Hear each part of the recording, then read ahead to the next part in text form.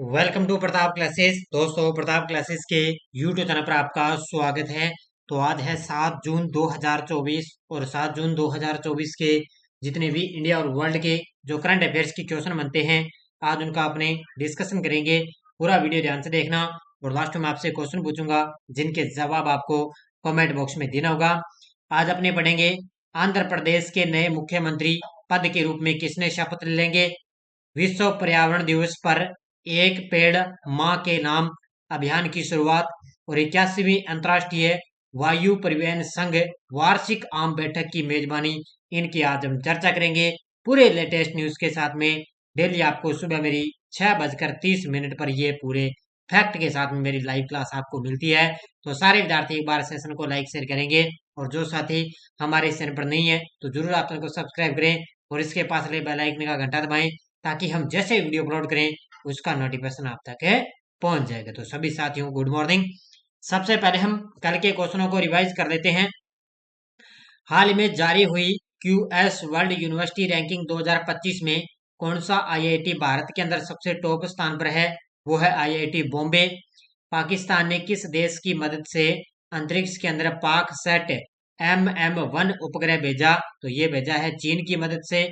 किस देश ने चंद्रमा के सुदूर हिस्से पर चांग E6 मिशन को सफलतापूर्वक उतार दिया? तो वो उतारा है चीन देश ने। किसने मिसेज के लिए न्यूयॉर्क इंडियन फिल्म फेस्टिवल 2024 में सर्वश्रेष्ठ अभिनेत्री का पुरस्कार जीता? तो सान्या मल्होत्रा। हिंदी साहित्य भारती पुरस्कार किसको मिला? तो ये कृष्ण प्रकाश को। कवि और नाटककार सिद्धलिंग पटन शेट्टी को गुडलेपा हेलिकेरी पुरस्कार 2024 इन्होंने जीता। किसने वायुगतीय डिजाइन और विश्लेषण के लिए प्रवाह सॉफ्टवेयर विकसित किया? तो ये किया है इसरो ने। हाथी बाहुल्य अफ्रीकी देशों का पहला काजा शिखर सम्मेलन 2024 कहां पर हुआ? जाम्बिया में। किसने सारथी सुरक्षा पॉलिसी लॉन्च किया? अशोक लेलैंड ने। वित्त वर्ष 2023-24 में भारत को सर्वाधिक FDI किससे मिला? तो ये सिंगापुर देश से मिला। ये थे कल के क्वेश्चनों का रिवाइज हमने कर लिया। डेली आपको टेस्ट वगैरह मिल रहा है बढ़िया तरीके से। जो अपने पूरे साल की वार्षिक करंट है इसके अंदर आपको डेली टेस्ट मेरा मिल दिया जा रहा है। वीकली टेस्ट, मंथली टेस्ट मई का मिल गया और मई मंथ की PDF आपको मिल चुकी है। तो ये टेस्ट सीरीज आप ले सकते हो ऐप के अंदर। तो स्टार्ट करते हैं आज की क्लास। सारे विद्यार्थी एक बार सेशन को लाइक शेयर करेंगे। पहला क्वेश्चन देखो आपके सामने। हाल ही में तेलुगु देशम पार्टी TDP अध्यक्ष हैं N चंद्रबाबू नायडू 12 जून को किस राज्य के मुख्यमंत्री पद की शपथ लेंगे? हाल ही में तेलुगु देशम पार्टी अध्यक्ष हैं N चंद्रबाबू नायडू, ये 12 जून को किस राज्य के मुख्यमंत्री पद की शपथ लेंगे? तो ये लेंगे आंध्र प्रदेश के। तो आंध्र प्रदेश के नए CM बनने जा रहे हैं N चंद्रबाबू नायडू और ये 12 जून को आंध्र प्रदेश के नए मुख्यमंत्री के रूप में ये शपथ लेंगे। तो ये तेलुगु देशम पार्टी के अध्यक्ष हैं चंद्रबाबू नायडू। तो तेलुगु देशम पार्टी के अध्यक्ष N चंद्रबाबू नायडू 12 जून को आंध्र प्रदेश के मुख्यमंत्री पद की शपथ लेंगे। इनका समारोह अमरावती में आयोजन किया जाएगा। चंद्रबाबू नायडू चौथी बार राज्य के मुख्यमंत्री बनने जा रहे हैं। इससे पहले 1995 में बने, फिर 99 में, फिर 2014 और इसके अलावा 3 बार ये CM पद की शपथ ले चुके हैं और ये अब चौथी बार मुख्यमंत्री बनने जा रहे हैं। तो 12 जून को आंध्र प्रदेश के नए मुख्यमंत्री के रूप में शपथ लेंगे और अपने माना जा रहा है जो PM मोदी है वो 9 जून को PM पद की वो शपथ लेंगे। 2025 में 81वीं अंतर्राष्ट्रीय वायु परिवहन संघ IATA वार्षिक आम बैठक की मेजबानी कौन करेगा? वर्ष 2025 में 81वीं अंतर्राष्ट्रीय वायु परिवहन संघ IATA वार्षिक आम बैठक की मेजबानी करेगा अपना देश भारत। कौन सा करेगा? अपना देश भारत 2025 के अंदर अंतर्राष्ट्रीय वायु परिवहन संघ की मेजबानी करेगा। तो भारत 2025 के अंदर 81वीं अंतर्राष्ट्रीय वायु परिवहन संघ IATA वार्षिक आम बैठक AGM की मेजबानी करेगा जो 42 साल के अंतराल के बाद में इसकी वापसी होगी। यानी कि इससे पहले 58 और 83 में उन्होंने मेजबानी किया, 42 साल के अंतराल के बाद वो अपनी वापसी करेंगे। 8 से 10 जून के लिए निर्धारित यह महत्वपूर्ण आयोजन दिल्ली में होगा। यानी कि अगले साल 8 और 10 जून को 2025 में दिल्ली में होगा। यह शहर 1958 और 1983 के बाद तीसरी बार एजीएम की मेजबानी कर रहा है। भारत की अग्रणी एयरलाइंस इंडिगो एजीएम और विश्व वायु परिवहन शिखर सम्मेलन के लिए मेजबान एयरलाइन के रूप में ये काम है करेगी। तो ये पहली बार, तीसरी बार है वो भारत है वो इसकी मेजबानी करने जा रहा है। तो दिल्ली के अंदर इसका आयोजन होगा। 18वीं लोकसभा चुनाव में 2.18 लाख से ज्यादा मतों के साथ नोटा ने नया रिकॉर्ड कहां बनाया है? 18वीं लोकसभा चुनाव में 2.18 लाख से ज्यादा मतों के साथ में नोटा ने कहा नया रिकॉर्ड बनाया? तो ये बनाया इंदौर के अंदर। ऑप्शन नंबर 1 कहां पर बनाया है? इंदौर के अंदर एक नया रिकॉर्ड बनाया है। देखो, ये है मध्य प्रदेश में लोकसभा चुनाव नतीजों में इंदौर में नोटा ने अपना नया रिकॉर्ड बनाया। उन्होंने देश के चुनावी इतिहास में पहली बार नोटा को इतने वोट मिले हैं। देखो, पहली बार इतिहास के अंदर एक नोटा को इतने वोट मिले हैं और एक इंदौर के अंदर उन्होंने बड़ा रिकॉर्ड बनाया।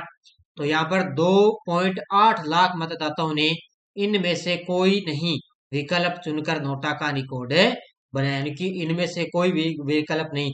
जैसे अपने एग्जाम देते हैं तो अंत में लिखा होता है ना, लास्ट में इनमें से कोई नहीं। तो लगभग 2.18 लाख मतदाताओं ने उस विकल्प को चुनकर नोटा का एक नया रिकॉर्ड बना दिया। कहां पर? इंदौर के अंदर है। वही इंदौर से भाजपा के मौजूदा सांसद है शंकर लालवानी ने रिकॉर्ड 11,75,092 वोटों के साथ अंतर से जीत हासिल की। ये पॉइंट आपको याद रखना है। अब ये जरूरी है।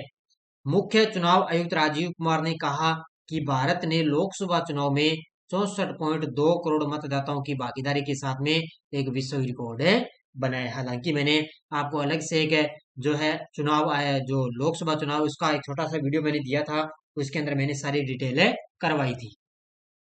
विश्व पर्यावरण दिवस जो 5 जून को हाल ही में मनाया गया है, उसके लिए एक पेड़ माँ के नाम अभियान की शुरुआत किसने की है?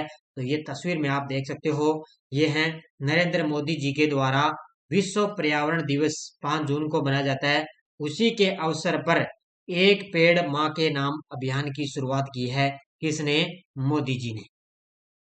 तो 5 जून को विश्व पर्यावरण दिवस मनाने के लिए एक पेड़ माँ के नाम अभियान की शुरुआत की। उन्होंने दिल्ली के बुद्ध जयंती पार्क में पीपल के पेड़ का पौधा लगाया था। यानी कि मोदी जी ने दिल्ली के अंदर जो बुद्ध जयंती पार्क है, वहां पर उन्होंने एक पीपल के पेड़ का पौधा लगाया। इसके साथ उनके साथ था पर्यावरणीय मंत्री भूपेंद्र यादव और दिल्ली के उपराज्यपाल विनय कुमार सक्सेना उनके साथ में शामिल थे। उन्होंने, मोदी जी ने एक पेड़ माँ के नाम अभियान की शुरुआत वहां से की है। 4 जून 2024 को कोटा संसदीय सीट जीतकर एक उल्लेखनीय उपलब्धि हासिल किसने की है? तो 20 वर्षों के अंदर लगातार वो चुनाव जीतते आ रहे हैं और वो है लोकसभा अध्यक्ष ओम बिरला। तो ये कोटा से सांसद हैं, आपको पता है, ओम बिरला। इन्होंने 4 जून 2024 को कोटा संसदीय सीट जीतकर एक उल्लेखनीय उपलब्धि हासिल की है। किसने? लोकसभा अध्यक्ष ओम बिरला ने। तो लोकसभा अध्यक्ष ओम बिरला ने 4 जून 2024 को कोटा संसदीय सीट जीतकर एक उल्लेखनीय उपलब्धि हासिल की। 41,139 वोटों के बड़े अंतर से जीत हासिल करते हुए ओम बिरला ने 20 वर्षों में पुनः निर्वाचित होने वाले पहले सभापति बन चुके हैं। यानी कि ओम बिरला है वो 20 वर्षों के लिए पुनः निर्वाचित होने वाले पहले सभापति बन गए। 2019 में कोटा से भाजपा के लोकसभा अध्यक्ष ओम बिरला को अध्यक्ष के रूप में चुना गया था। यानी कि 2019 में वो लोकसभा के अध्यक्ष बने और अब की बार फिर वो 20 वर्षों के अंदर वो पुनः निर्वाचित होने वाले पहले सभापति बन चुके हैं। कौन है? कोटा के सांसद है ओम बिरला। हाल ही में किस आईआईटी ने अभिनव अग्नि बचाव ड्रोन का अनावरण किया है? हाल ही में किस आईआईटी ने अभिनव अग्नि बचाव ड्रोन का अनावरण किया? तो वो किया है आईआईटी धारवाड़ ने। Option number D. ये तस्वीर में आप देख सकते हो, आईआईटी धारवाड़ के जो स्कूली छात्र है ना, जो बच्चे हैं, उन्होंने अभिनव अग्नि बचाव ड्रोन का अनावरण किया है। ये तस्वीर में आप देख सकते हैं, यानी कि अग्नि से बचने के लिए उन्होंने इस ड्रोन का अनावरण किया। आईआईटी धारवाड़ के शिक्षकों और छात्रों का एक समूह है प्रोफेसर सुधीर सिद्धापुरेड्डी और अमीर मुल्ला के निर्देशन में तिहान फाउंडेशन और आईआईटी हैदराबाद के वित्तीय सहायता से एक ड्रोन बनाया गया जो अग्निशामक सहायता के लिए जाना जाता है। यानी कि आईआईटी हैदराबाद के सहयोग से भी ये ड्रोन बनाया गया जो अग्निशामक यानी कि अग्नि के बचाव के लिए इस ड्रोन का निर्माण किया है। किसने किया है? आईआईटी धारवाड़ के शिक्षकों और छात्रों के एक समूह ने इसका अनावरण किया है। भारत के किस पड़ोसी देश ने इजरायली पासपोर्ट धारकों पर प्रतिबंध लगाने की घोषणा की है? भारत के किस पड़ोसी देश ने इजरायली पासपोर्ट धारकों पर प्रतिबंध लगाने की घोषणा की? वो की है मालदीव ने। इसने की है क्योंकि इजराइल के बीच में काफी लंबे समय से युद्ध चला था ना, उसी को लेकर अब मालदीव ने क्या किया, जो इजरायली पासपोर्ट है ना धारक है उन पर प्रतिबंध लगाने की घोषणा कर दी है, क्योंकि वो अब मालदीव के अंदर वो प्रवेश नहीं कर सकेंगे। तो मालदीव ने गाजा में चल रहे युद्ध को लेकर बढ़ते जनाक्रोश के बीच इजरायली पासपोर्ट वाले आगंतुकों को प्रवेश पर प्रतिबंध लगा दिया। मालदीव की मोहम्मद मोइज सरकार ने इजरायली पासपोर्ट पर प्रतिबंध लगाने का फैसला किया और मालदीव में हर साल 10 लाख से अधिक पर्यटक आते हैं और इसके अंदर इजराइल से लगभग 15,000 पर्यटक शामिल माने जाते हैं। देखो टोटल तो इसके अंदर 10 लाख पर्यटक आते हैं, लेकिन ओनली अपने इजराइल की बात करें अकेले की तो यहाँ से 15,000 पर्यटक इसके अंदर आते हैं। लेकिन अब ये गाजा के अंदर दोनों के बीच में जो युद्ध चल रहा है ना, उसी को लेकर मालदीव ने इन पर जो है पासपोर्ट, इनका जो पासपोर्ट है उस पर पूरी तरह से प्रतिबंध लगा दिया। किस देश के अंतरिक्ष यात्री ओलेग कोनोनेंको स्पेस में 1000 दिन पूरा करने वाले दुनिया के पहले व्यक्ति बन चुके हैं? तो ये हैं रूस देश के अंतरिक्ष यात्री। ये तस्वीर में आप देख सकते हो, रूस देश के ये अंतरिक्ष यात्री हैं ओलेग कोनोनेंको। इन्होंने स्पेस में 1000 दिन पूरा करने वाले ये दुनिया के अंदर पहले व्यक्ति बन चुके हैं। तो रूस के ये अंतरिक्ष यात्री हैं। ये तस्वीर में आप देख सकते हो, ये हैं ओलेग कोनोनेंको। तो रूसी एस्ट्रोनॉट यानी अंतरिक्ष यात्री ओलेग कोनोनेंको स्पेस में 1000 दिन पूरा करने वाले दुनिया के पहले व्यक्ति बन गए। रूस में एस्ट्रोनॉट को कॉस्मोनॉट भी कहते हैं। ओलेग ने कुल मिलाकर स्पेस में 1000 दिन पूरा करने का रिकॉर्ड बना लिया है। तो ओलेग है अंतरिक्ष यात्री ओलेग कोनोनेंको, उन्होंने अंतरिक्ष यानी कि स्पेस के अंदर 1000 दिन पूरा करने का रिकॉर्ड बनाया। इससे पहले ये रिकॉर्ड रूसी थे कॉस्मोनॉट ने गेनाडी पडाल्का का था, जो 878 दिन स्पेस में रहे थे। इससे पहले वो 878 दिन वाले थे गेनाडी पडाल्का। और ओलेग ने स्पेस के अंदर 1000 दिन अपनी 5वीं अंतरिक्ष यात्रा में पूरी कर ली है। तो 5वीं अंतरिक्ष यात्रा के अंदर पूरी कर ली। तो ये कौन थे? रूसी यात्री ओलेग कोनोनेंको। किसे भारतीय विदेश व्यापार संस्थान IIFT के कुलपति के रूप में नियुक्त किया गया? तो ये किया गया राकेश मोहन जोशी को। ये तस्वीर में आप देख सकते हो, ये राकेश मोहन जोशी है और ये अब भारतीय विदेश व्यापार संस्थान के कुलपति के रूप में इनको नियुक्त किया गया। तो अंतर्राष्ट्रीय व्यापार और प्रबंधन विशेषज्ञ राकेश मोहन जोशी को वाणिज्य मंत्रालय के तहत एक प्रतिष्ठित बिजनेस स्कूल के हैं भारतीय विदेश सेवा संस्थान के कुलपति के रूप में इनको नियुक्त किया गया, यानी कि IIFT के रूप में राकेश मोहन जोशी को नियुक्त किया गया। हाल में हरियाणा स्वच्छ वायु परियोजना किसके सहयोग से प्रारंभ की जाएगी? हाल में हरियाणा स्वच्छ वायु परियोजना है, वो किसके सहयोग से प्रारंभ की जाएगी? तो ये की जाएगी विश्व बैंक के सहयोग से। Option number B. यह तस्वीर में आप देख सकते हो, विश्व बैंक है। विश्व बैंक क्या करेगा? हरियाणा स्वच्छ वायु परियोजना, वो है विश्व बैंक के सहयोग से ये परियोजना शुरू की जाएगी। और वर्तमान में विश्व बैंक के अध्यक्ष कौन है? अजय बंगा। कौन है? अजय बंगा वर्तमान में विश्व बैंक के अध्यक्ष हैं। तो हरियाणा के मुख्य सचिव TVSN प्रसाद ने कहा कि राज्य सरकार वायु प्रदूषण से निपटने के लिए जल्द ही विश्व बैंक द्वारा वित्त पोषित 10,000 करोड़ रुपए की परियोजना शुरू करेगी। यानी कि वायु प्रदूषण से निपटने के लिए विश्व बैंक द्वारा वित्त पोषित है ये 10,000 करोड़ रुपए की परियोजना शुरू करेगी। सतत विकास के लिए हरियाणा स्वच्छ वायु परियोजना को चरणबद्ध तरीके से राज्य के अंदर इसको लागू दिया जाए, यानी कि अलग अलग चरणों के अंदर इस परियोजना को लागू किया जाएगा। सीबीएसई अध्यक्ष हैं संजय कुमार अग्रवाल ने किस राज्य में जीएसटी भवन का उद्घाटन किया है? सीबीएसई अध्यक्ष हैं संजय कुमार अग्रवाल है, उन्होंने किस राज्य के अंदर जीएसटी भवन का उद्घाटन किया? तो वो किया है हरियाणा के रोहतक शहर में। कहाँ पर है? हरियाणा के अंदर एक शहर है रोहतक है, वहां पर उन्होंने जीएसटी भवन का उद्घाटन किया है। किसने? सीबीएसई अध्यक्ष कौन है? संजय कुमार है अग्रवाल। तो केंद्रीय अप्रत्यक्ष कर और सीमा शुल्क बोर्ड सीबीआईसी के अध्यक्ष हैं श्री संजय कुमार अग्रवाल ने हरियाणा के रोहतक में सीजीएसटी रोहतक कमिश्नरेट के आधिकारिक परिसर में जीएसटी भवन का उद्घाटन किया है। हालांकि इतना आपको ज्यादा डिटेल में जाने की जरूरत नहीं है, बस आपको इतना ही पॉइंट याद रखना है। हाल ही में किसने X90 EX90 SUV के लिए दुनिया का पहला ईवी बैटरी पासपोर्ट की शुरुआत की घोषणा किसने की? तो ये की है वोल्वो कार्स ने।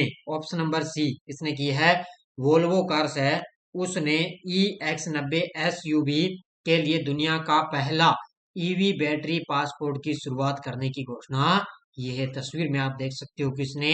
वोल्वो कार्स ने।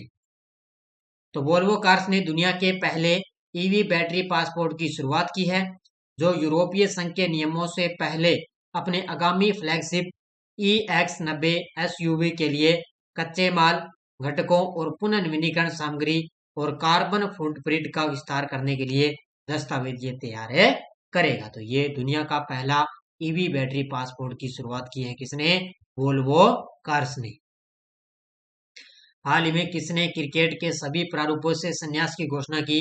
तो ये की है केदार जाधव ने। ये क्रिकेट के खिलाड़ी हैं केदार जाधव, अब इन्होंने क्रिकेट के सभी प्रारूपों से संन्यास की घोषणा कर दी है। देखो 39 वर्षीय पूर्व भारतीय ऑलराउंडर केदार जाधव ने क्रिकेट के सभी रूपों से संन्यास की घोषणा की।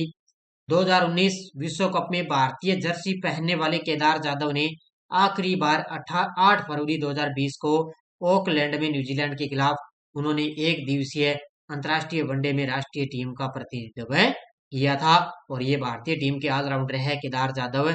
अब इन्होंने क्रिकेट से सभी प्रारूपों से संन्यास की घोषणा कर दी है।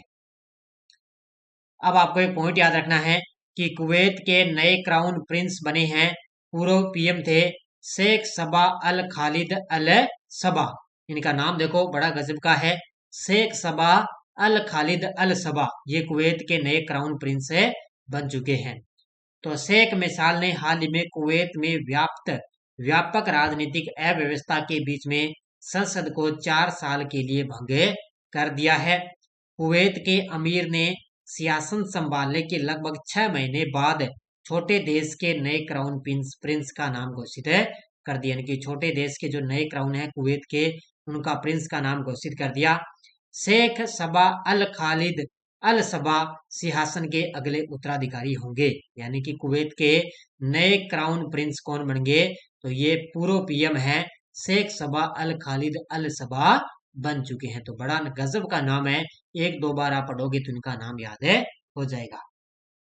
ये टेलीग्राम ग्रुप है, कोई सूचना आती है, कोई लिंक आ गया, कोई नोटिफिकेशन आ गया, सब आपको टेलीग्राम पर सूचना मिलती है। पिछले वीडियो क्वेश्चन क्या था? भारतीय वायुसेना और नौसेना ने 2 सप्ताहीय बहुराष्ट्रीय अभ्यास रेड फ्लैग कहाँ आयोजित किया? तो ये किया है अलास्का के अंदर। बहुत सारे विद्यार्थियों ने बड़े शानदार तरीके से जवाब दिए, और मैंने कोई साथी कह रहे थे सर राजस्थान पुलिस के लिए 6 मंथ की क्लास लेकर आओ, तो मैंने ताजा आपको ये क्लास दे रखी है लास्ट 6 मंथ की, और इसके अंदर पूरा निचोड़ मैंने बढ़िया तरीके से आपको करवाया। तो ये क्लास जिस भी साथी ने नहीं देखी है आप ये क्लास जरूर देख लेना। अब देखो क्वेश्चन फॉर यू, सांगरी ला वार्ता या एशिया सुरक्षा शिखर सम्मेलन 2 जून 2024 को किस देश में संपन्न हुआ? सिंगापुर, मलेशिया, इंडोनेशिया, चीन? इसका जवाब आपको कमेंट बॉक्स में देना है। तो सारे विद्यार्थी एक बार वीडियो को ज्यादा लाइक शेयर करते रहना। ये आज की अपनी थी करंट अफेयर्स की क्लास। बाकी अपने एलडीसी के स्पेशल करंट टेस्ट सीरीज है, सीईटी की चल रही है, और RPSC second grade first grade के पीवीएससी क्वेश्चन पेपरों की पीडीएफ अपलोड है, ये भी आप ले सकते हो। बाकी अपने इंडियन पॉलिटी है, फर्स्ट ग्रेड है, बढ़िया तरीके से अपनी टेस्ट सीरीज आप ले सकते हो। तो धन्यवाद, जय हिंद, जय भारत।